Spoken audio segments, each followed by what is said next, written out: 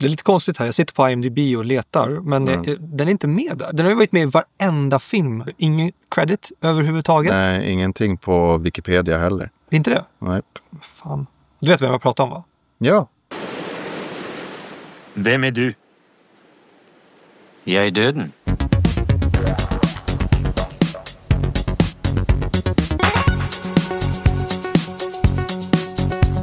I Final Destination Bloodlines åker Stephanie hem för att leta rätt på den enda person som kan bryta psyken för den fruktansvärda mardröm som plågar hennes familj.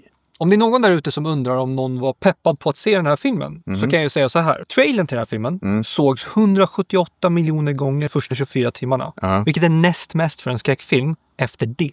Vi fick ju se lite klipp från den här Länge sedan. För länge sedan. Ja. Jag blev fascinerad och taggad för taglinen. Ja, vad var det då? Death runs in the family. Jag tyckte det var klockren. Jag bara så här, this is going to be fun. Ja, och det klippet vi såg var ju roligt, fast bra. Alltså våldsamt, väldigt våldsamt. Och det verkar vara som att den här franchisen är fylld av våldsamma dödsscener. Ja.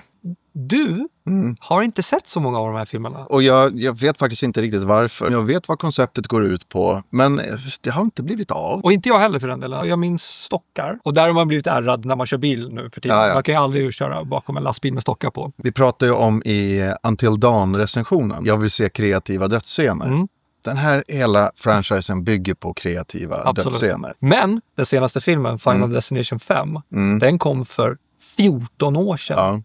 Det som var skönt också innan jag skulle se filmen, jag behövde faktiskt inte se några tidigare filmer. Nej. De liksom startas om varje gång. Vad jag kan förstå så är det en återkommande karaktär, Tony Todd, som tyvärr gick bort i november förra året, och det här var hans sista film. Ja. Så vad har vi sett nu då? Vad har vi sett? Ja, men det är en tjej som heter Stephanie. Och hon har en familj som består av kusiner och syskon och föräldrar och bla bla bla. Hon får reda på att en gång i tiden så var det så att någon i hennes familj skulle ha dött. Men det blev inte så. Nej. Den undkom döden. Ja. Så därför har deras familj nu inte en curse, för det är inte curse. Det är bara att döden vill ta igen. De är skyldiga döden. Dödsfall. Och det är det konceptet går ut på i Final Destination. Att de lurar döden, och då måste de dö på något annat sätt. De ska dö.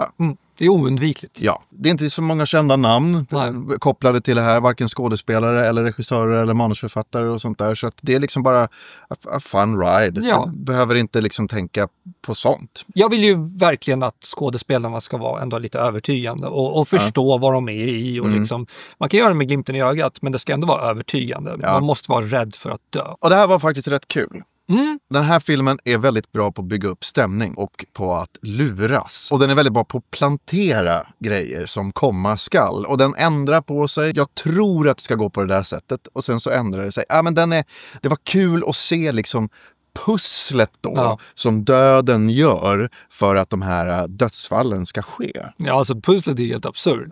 Det är lite påminner om så här YouTube-klipp, du vet, de som bygger hemma så här, ett ljus, tråd går av för ett ljus och en mobil sätts på, ramlar ner i en kopp och allt det här liksom. Det är typ så det är här. Och jag insåg också själv så här, efter en halvtimme jag hade kollat, jag bara, fan, jag är inte uttråkad. Nej. Jag är nyfiken och jag hänger med. Ja, och så är det väldigt, väldigt blodigt. Övervåld och så.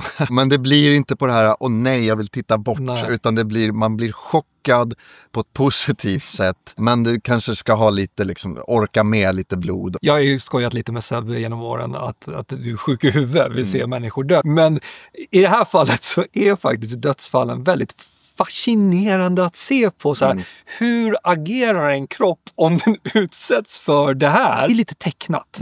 Och CGI i den här filmen, de är inte speciellt bra. Nej. Det är inte så här, det här är verkligen realistiskt. Utan det är lite dåligt, men också, jag tror, med mening. Ja, det är lite cartoony. Det är liksom så här, det är lite fun and games. Och det gör ingenting att CGI ändå är bristfällig. Nej. För den här går inte ut med att vi ska tro att de faktiskt dör. Utan vi ska bara ha kul åt kreativiteten. Jag var underhållen av det här. Jag kan förstå människor som inte är det. Jag kan förstå folk som tycker det är lite jobbigt med allt det här otroliga övervåldet. Och den är inte skrämmande. Men jag satt lite på spänn, märkte jag. För någon stund så att jag tänkte så här, oj vad jag inte bryr mig om de här karaktärerna. Men sen när det hände saker, då blev jag lite så här, jag vill inte att den här personen ska dö. För att det ser ut att göra så jävla ont. Jag kan säga så här, jag var också underhållen. Alltså det är absolut, det är en underhållande film. Frågade mig själv så här, okej, men varför har jag inte sett någon annan Final Destination-film? Och det är precis av samma anledning som det jag känner nu. Det är så här, jag är mätt. Ja, precis. Jag behöver inga fler. Det kan gå 14 år tills nästa film så kan jag bli påmind igen. Och jag bara frågar mig själv så här, men vill jag sitta och titta igenom de tidigare filmerna nu när jag sett den här och var så positiv? Nej, så jävla intresserad av kreativa dödsscener är jag faktiskt inte. Döden är intressant, men döden är inte en superspännande villain, om man säger så. Nej. Och på tal om blod så finns det ju andra genrer som också innehåller blod. John Wick-filmerna till exempel. Ja. Vi har nyligen sett Ballerina, så den kommer vi släppa en recension på. Men medan vi gör det så får ni väldigt gärna trycka på prenumerera på vår kanal. Och tack för att ni tittade. Vi ser fram emot att snacka mer film med er framöver. Det jag sa var inte en riktig mening. Jag märkte det. Nej.